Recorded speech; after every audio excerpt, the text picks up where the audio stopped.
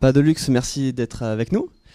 On a une première question à vous poser, c'est d'où vient cette histoire avec les moustaches? Écoutez, laissez la police faire son travail. Dès que nous aurons de plus en plus d'informations, croyez bien que vous en serez les premiers informés.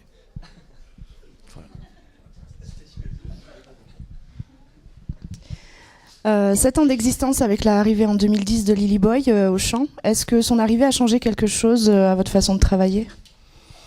Oui, complètement. Avant, on faisait des morceaux très instrumentaux, très instrumentaux.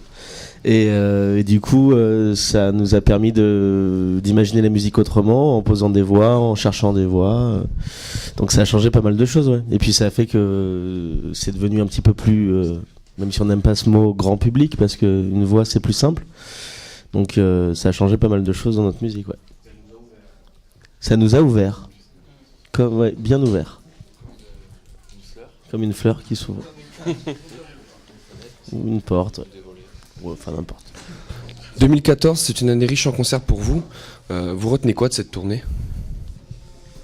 On est très étonnés et on se retourne souvent sur le parcours qu'on a fait et on se rend compte qu'on a vraiment de la chance de voir autant de gens moustachus qui viennent voir nos concerts. On est vraiment hyper étonnés et à la fois hyper contents. C'est une super expérience. Quand on repense qu'il y a 3 ans de ça, on jouait encore dans la rue. Donc c'est vraiment... est-ce que peut-être que tu as quelque chose à rajouter? Comme une porte en fait. Écoutez, laissez la police. Ouais, non, donc c'est vraiment incroyable. Et de jouer ce soir encore avec M en plus, c'est un beau cadeau que la région de Gignac nous fait. Le pays de Gignac. Le continent. Non, sérieusement, le coup de la moustache, c'est un marketing, c'est... vous pouvez nous aider?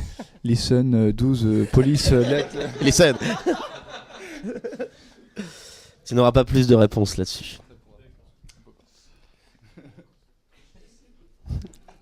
Listen. Ça se passe comment chez Chinese Records? Chinese Man Records, tu veux dire? Chinese Man Records. Ça se passe très bien. Ça se passe très bien. En fait, il faut vraiment faire la distinction. Il y a Chinese Man Deluxe et Chinese Man Records, c'est le label. Et ça se passe très bien. Ils sont à Marseille. Je crois qu'il fait beau. On les a eu tout à l'heure au téléphone. Il y en a un qui a une petite angine quand même. Mais est-ce que vous êtes assez libre du coup sur vos compos grave. Mais nous, à la base, en fait, quand on avait créé le groupe Deluxe, on avait aussi créé un espèce de collectif, une idée qui était de rester toujours indépendant là-dedans. Et on s'est vite rendu compte que c'était compliqué de faire de la musique à temps plein et de faire ça.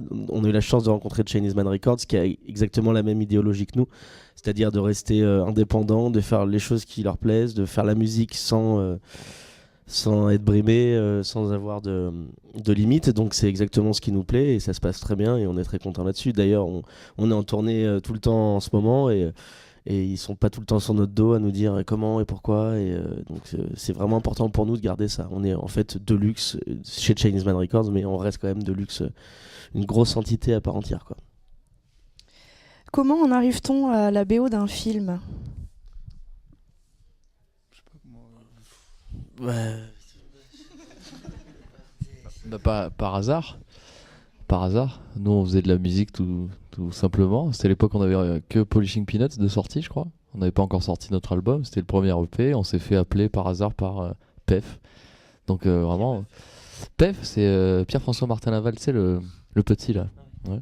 Non, mais c'était vraiment par hasard, quoi. Nous, on a même pas cherché à le faire vraiment. Et c'est lui qui nous a contactés par le biais de on ne sait plus trop qui. Et voilà, on s'est rencontrés, il nous a proposé le truc. Et voilà, ça s'est fait comme ça.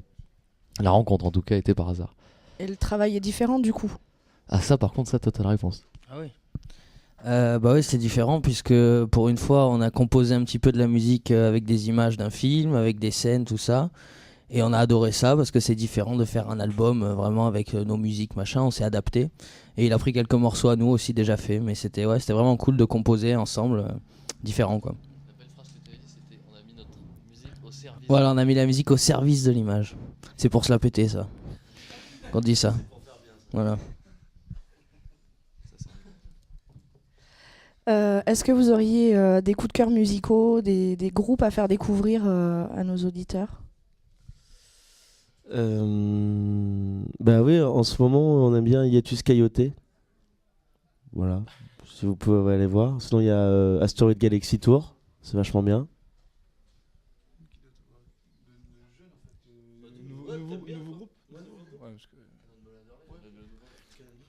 John Coltrane, c'est un petit nouveau là, au saxophone, il est pas mal.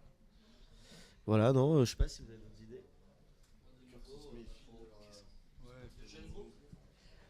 Ouais, enfin des découvertes que vous auriez fait en Si, tournée, si, justement.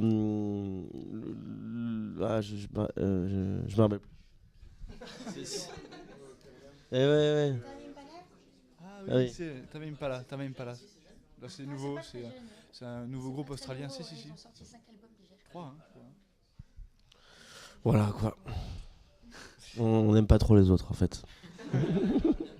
On n'aime pas les jeunes. Qui portent pas la moustache. Et ceux qui portent pas de moustache. Non mais déjà on en a donné pas mal là. Tu iras écouter, tu vas voir, c'est trop bien. Des questions? Vous avez lancé récemment des acoustiques moustaches. Est-ce qu'on aura la chance d'avoir la 3e acoustique moustache à Gignac? En fait c'est bien que tu relèves ça parce qu'aujourd'hui on est le 1er ou le 2e ou le 2 août. On est On le avait 2 août. fait 2, ouais. Et là on devrait en sortir une. Elle est déjà sortie mais elle est pas publiée sur Facebook mais elle est déjà sur YouTube. Et voilà mais oui la question c'était est-ce qu'on va faire une à Gignac? Et la 3e en fait est déjà filmée. Et elle sera et la 4e aussi, elles seront postées chaque 1er du mois en fait. Donc voilà. Ouais. Peut-être qu'on va en faire une à Gignac tout à l'heure. Ok.